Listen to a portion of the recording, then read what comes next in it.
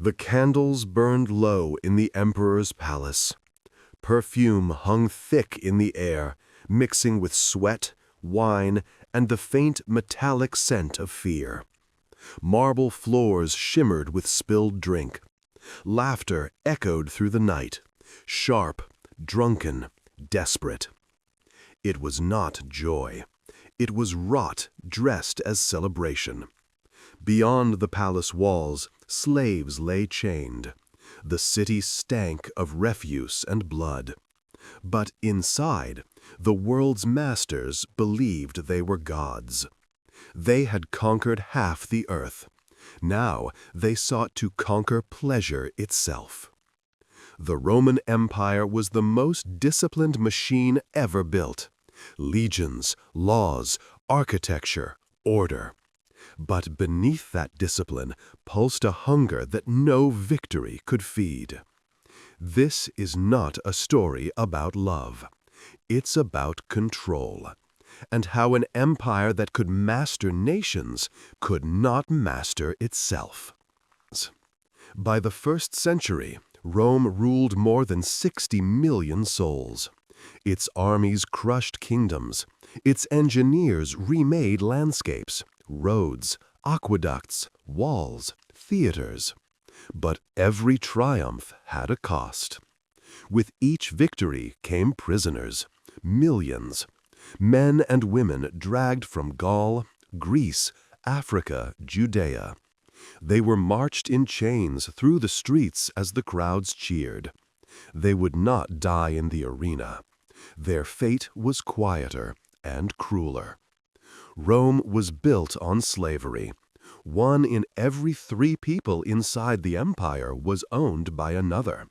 Some labored in fields, some mined the earth until their lungs collapsed, some served at tables or carried water. But in the villas of the elite, slavery became something else, a theater of humiliation, of domination dressed as indulgence. To own another human body was the ultimate expression of Roman power. It wasn't pleasure they sought. It was proof that nothing was beyond their control. The noble decay. The republic had fallen. The old virtues, discipline, restraint, honor, had turned to dust. The new Rome worshipped only itself. Senators competed not in service, but in spectacle.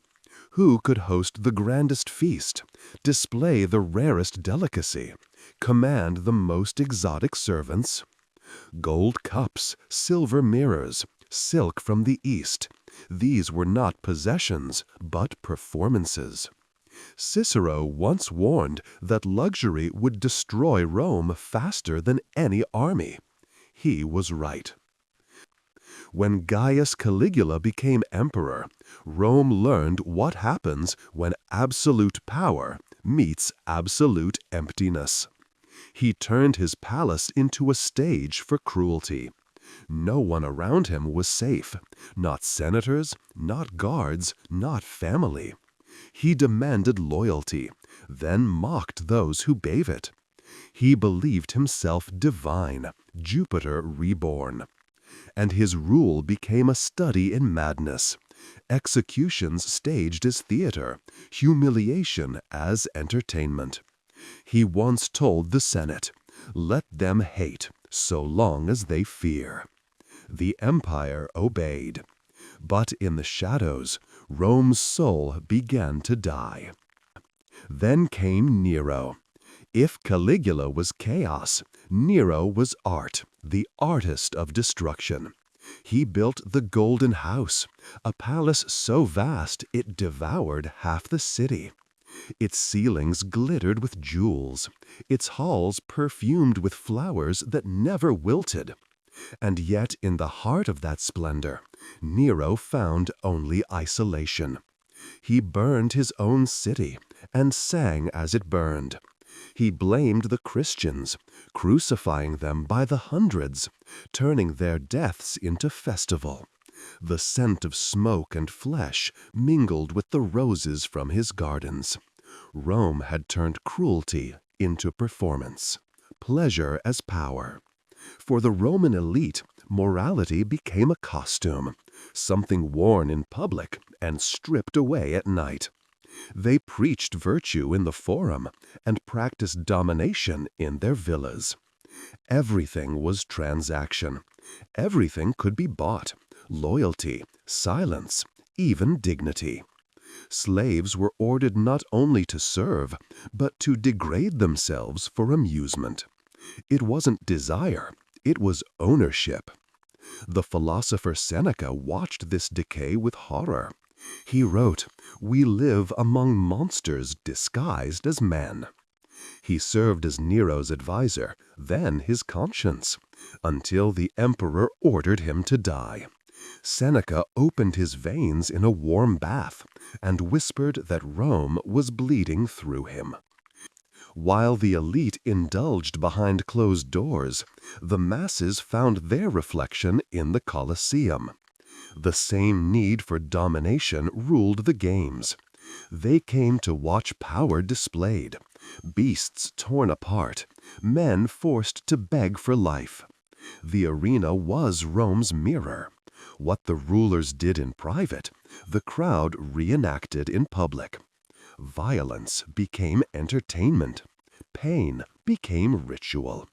And the crowd cheered, never realizing that they too were slaves, not to Rome, but to the empire's hunger. Not all of Rome surrendered. Some resisted: Stoics, philosophers, reformers who tried to restore order. They called for a return to simplicity, to discipline. But the empire had grown too vast, too rich, too numb. It had conquered so much that nothing could shock it anymore. When the old gods failed to satisfy, new cults arose: Eastern mysteries, Persian rituals, Egyptian gods. They promised cleansing from sin, meaning in decadence. But even those were absorbed into the empire's machinery, worship twisted into another spectacle. The emperors who followed, Domitian, Commodus, Caracalla, each carried the same disease. Their palaces filled with spies and entertainers, flatterers and parasites. Every feast was a contest of excess. Every night another line crossed. Power no longer ruled through laws or legions. It ruled through fear, shame, and indulgence. And in that darkness, Rome began to corrode from within. By the 3rd century, civil wars tore the empire apart. Generals crowned themselves emperors. Assassins replaced senators. Famine followed conquest. The empire's body still lived, but its spirit had been devoured long before. When Rome finally fell, it was not the barbarians who destroyed it. They merely inherited its ashes. The true destruction had already happened, in its palaces, in its hearts. An empire that once prized order had become addicted to chaos. The same hunger that drove it to conquer the world drove it to consume itself. Its philosophers had warned it. Its gods had abandoned it. But Rome's rulers could not hear above the applause of their own decadence. Even in ruin, Rome's appetite left a mark. Its architecture, its roads, its laws, all survived. So did its lessons. Every civilization since has looked to Rome and seen both inspiration and warning. How greatness can rot from within. How power, once used for pleasure, becomes cruelty. How humanity can disappear beneath the weight of its own success. The Colosseum still stands, not as a monument to triumph, but to hunger. It reminds us that the line between entertainment and barbarity is thinner than we think. Walk through the ruins of the Palatine Hill. The marble still gleams in the sunlight. The fountains are dry, but the silence feels alive. You can almost hear it, the echo of laughter that hides fear, the clink of cups filled with wine and poison. For centuries, Rome believed it was eternal. Its walls would never fall. Its pleasures would never end. But beneath the gold, beneath the power, the empire had already burned, long before the barbarians crossed its gates. Civilization doesn't collapse in an instant.